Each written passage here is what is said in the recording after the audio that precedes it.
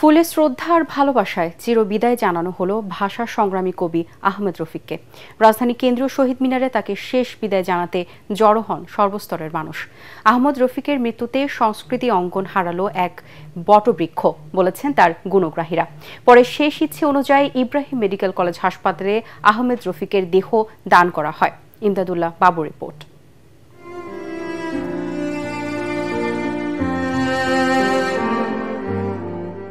ন্যায়, সত্য ও মানুষের অধিকার প্রতিষ্ঠার স্বপ্ন নিয়ে আহমদ রফিক লিখেছিলেন স্বদেশ এখন মানচিত্রে আঁকা, সুশ্রী রঙিন পতাকায় লেখা।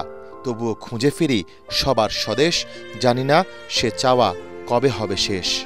স্বপ্ন কতটা বাস্তব হলো সেই আকুতি রেখেই চিরবিদায় নিলেন এই ভাষা সংগ্রামী।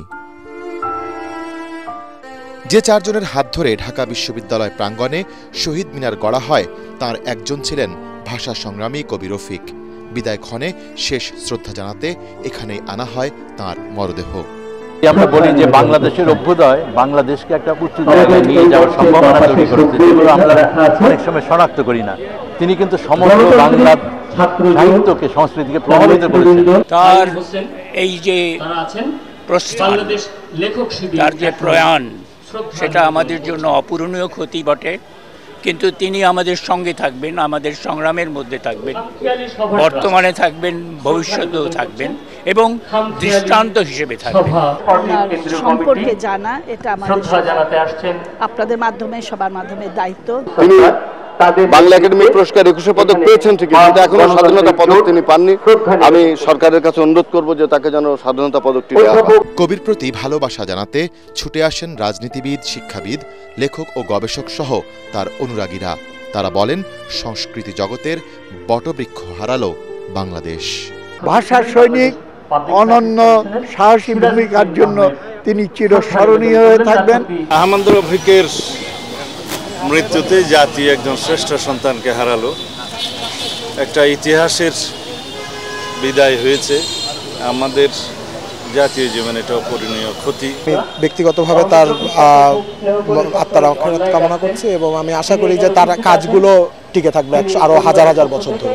আহমদ রফিকের লিখিত ও সম্পাদিত গ্রন্থের সংখ্যা 100-রও বেশি। অনবদ্য নানা সৃষ্টির জন্য 21 পদক, বাংলা একাডেমি পুরস্কার সহ বহু পুরস্কার ও পদক পেয়েছেন তিনি। এই ভাষা সংগ্রামীর সব সৃষ্টি আহমদ রফিক ফাউন্ডেশনে রাখা হবে বলে জানিয়েছে তাঁর পরিবার। উনি দেহ দান করবেন, এটা আমরা ধারণাই করেছিলাম উনি ওনার দেহ দান করে যাবেন, কারণ আমি খুব দুশ্চিন্তায় ছিলাম যে ওনাকে আমি কোথায় কবর দিব, এখান থেকে নিয়ে যেয়ে কোথায় যাব। তারপর শুনলাম যে ডিপার্টমেন্টের কাছ থেকে যে উনি দেহ দান করে গেছেন, উনি ইনস্ট্রাকশন দিয়ে গেছেন ওনাকে নিয়ে কি করতে হবে। ব্যক্তিজীবনে নিঃসন্তান আহমদ রফিক, স্ত্রীও মারা গেছেন 2006 সালে।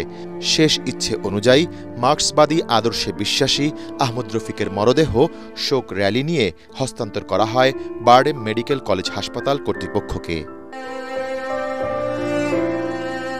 ইমদাদুল্লাহ বাবু, ATN বাংলা।